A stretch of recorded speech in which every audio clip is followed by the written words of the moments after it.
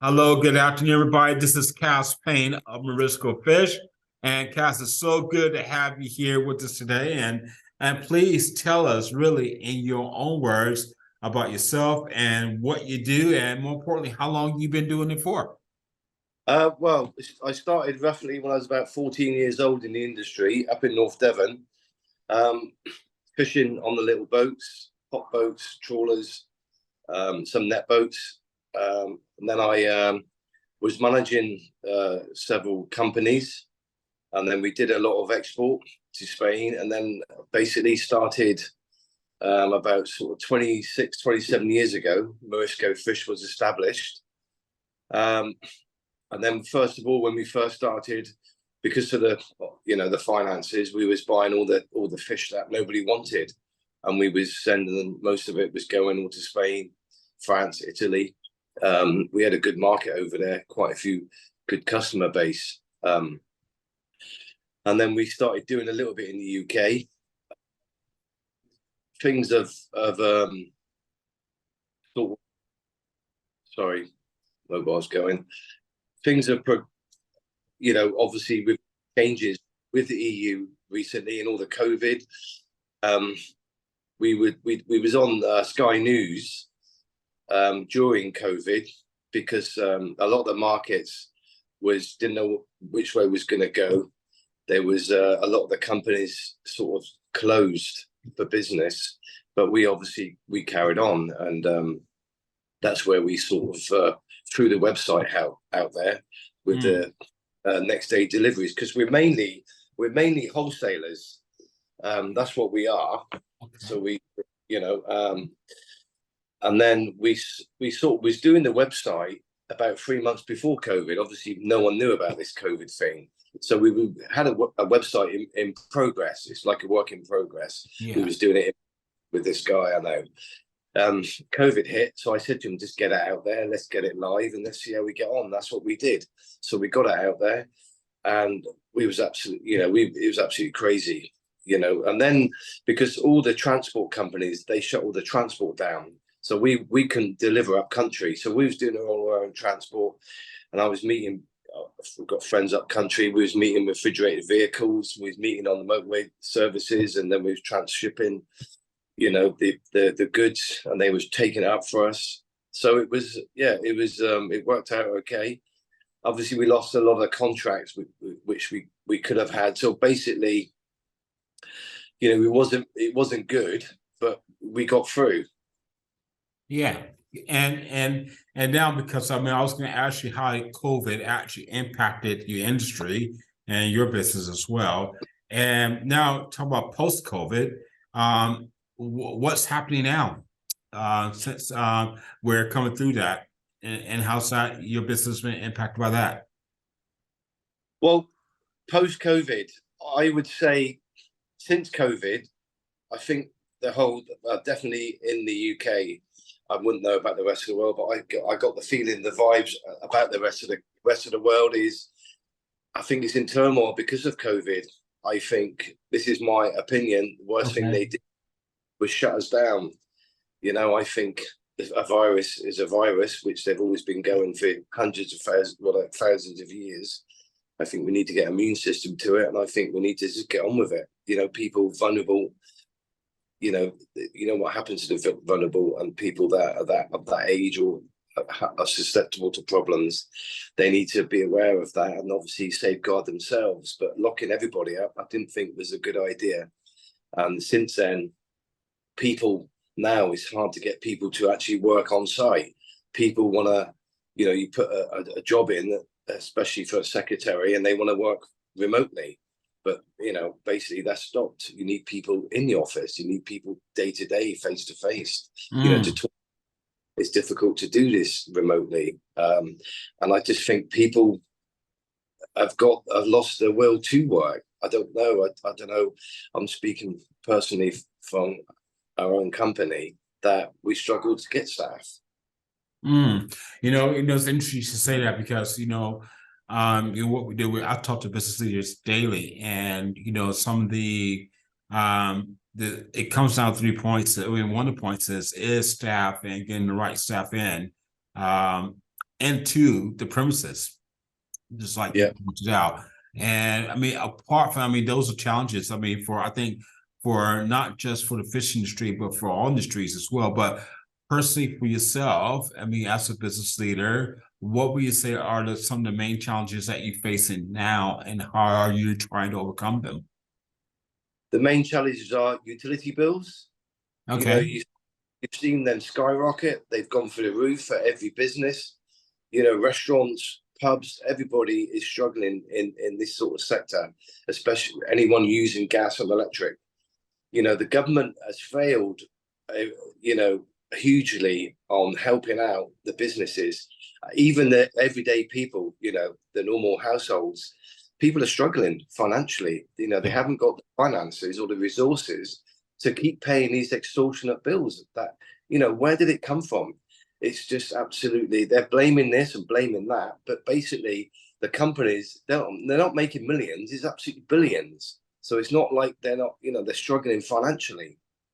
And all this with all the strikes, I feel that if the government stepped in and capped all these utilities, perhaps that would solve some of the strike problems. I don't know. That's my opinion. You know, people can't afford to live. Yeah.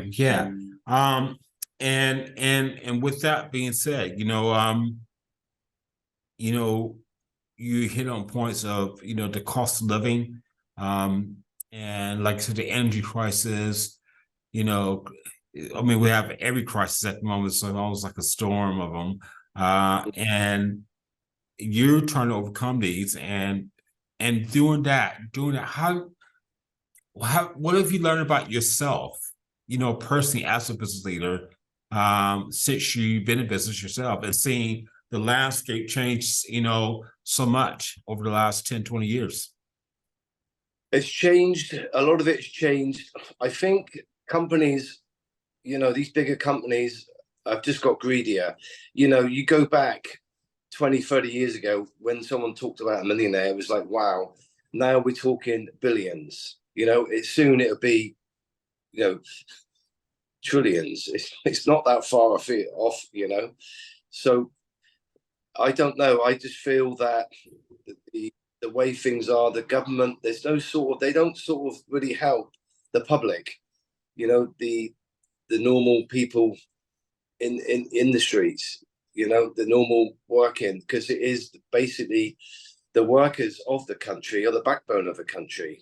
They're the ones that are working hard, paying the bills, spending money. They're encouraging us all the time to spend money, but obviously we can't spend money because we have all these high utility bills to spend out, high rates, high taxes. Everything was VAT. That 20% VAT. I remember a few years ago when they put it up, they was talking about bringing it back down to 15% or 17.5%, but it's never happened. We haven't seen it in the last how many years? I don't know when it was that they introduced the 20%. It was quite a few years ago, and it was, I believe, a short-term, fix for whatever the government had issues with.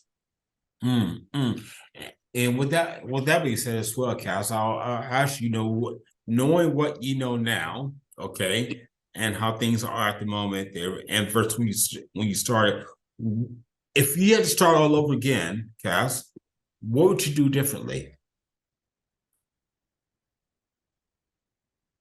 I don't know, really. I can't really say I regret what I've done. I'm passionate about what I do. It's just all the hurdles we have to keep trying to sort of get over. Obviously, we get hit with hurdles. It's more and more often than we did years ago. For example, the Brexit. We came out of Brexit. We was promised for the fishing industry that they was going to obviously help the industry. But, at the moment, they're trying to get the funding out. There's grants available, but getting hold of these grants is really hard in itself. It's like a task. You need to be like a mathematician, scientist to get over the hurdle of paperwork that's involved, to get your hands on these grants. With the Brexit deal, eventually, hopefully, we'll have our rights back to our seas. When I say our seas, the limits of where we can fish which they sort of isolate for certain groups of vessels and Yeah. certain countries. You know, at the moment we've got the French coming over. When we had a bass ban on recently, a few months ago, there was a ban on bass in our waters, but the French were fishing the bass, and then the customers I've got up in London were buying the bass direct from France, but we couldn't fish it or land it, but they can fish it and land it. Then they're sending it from France over to London. Wow. Wow. So it's just little things. There's a lot goes on that the public don't realize, you know. Yeah. Especially even down to the quota system. You know, in my opinion, being a fisherman years ago, you know, when we had the quota systems come in, we was fishing. We can't put a little note down saying, please, you know, we only want today 2 ton of haddock or 1 ton of cod because our quotas are. You know, you catch what you catch, and then you have to put it back. It just goes back to the sea dead, and it lies on the bottom of the sea. In my opinion, I've even wrote emails to the House of Commons. There's a couple of people I've emailed over the years expressing my concerns for this for long term, because January, February, March are the months that the fish spawn. You know, we're catching all that fish plus all the spawn, all the future, and we're throwing it back when we've done that quota. So there's no sense in any of that whatsoever. Like, the farmers get paid to keep their fields barren, you know, prices to subsidize everything. So they don't. That's why up and down the country you see a lot of fields, a lot of farm fields that they're barren, because they don't need to overproduce, because again, the supermarkets get involved and they want to keep the prices how they want to fluctuate it. They're in control of that. But the industry, if there was some sort of system put in place where, hang on, let's cut all the quotas, let's forget all the quotas, let's do away with the whole thing, okay?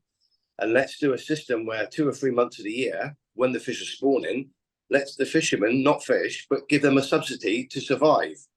So basically, no one's fishing.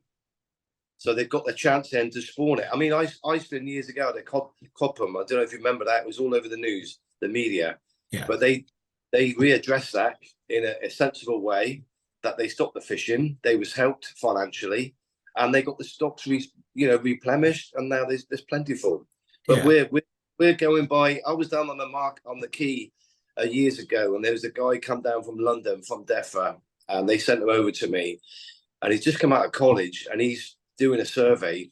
He'd never been on a boat in his life, and he's making the rules up how and what's going to happen. Wow. To me, that's just I don't know. No common sense. Anyway, that's another story for another day. Of course it is. I'd love to hear that with you. I would love to chat about that. But you know, I'll ask you this last question there. For all that you told me, I mean, I just feel like I've just been really educated. What would you actually advise an 18-year-old who wants to start their own business? What advice would you give them? Well, I must say it's a hard time to start a business, but you know, I advise anybody to start their own business. You know, start off small, do the research in what you're doing. If you're passionate, you've got to be sort of, you want to know a bit about the business you're going into. Like you say, do a lot of research, and if you're willing to work hard and put effort in, I'm sure anybody can succeed. You know, there's a lot of help out there as well now from the governments as well. You know, the Prince's Trust is still going to try and sort of help fund these businesses. So I would advise anybody to start their own business if they can, but it is difficult. It's not going to be an easy ride, because with all the internet now and all the media and all the software everyone can get, everyone's doing everything. Does that make sense? Yeah, absolutely. It does make sense. And I want to say thank you very much, Cass. This has been, I really, really enjoyed this conversation, and thank you very much for being on this Business on the Spotlight interview.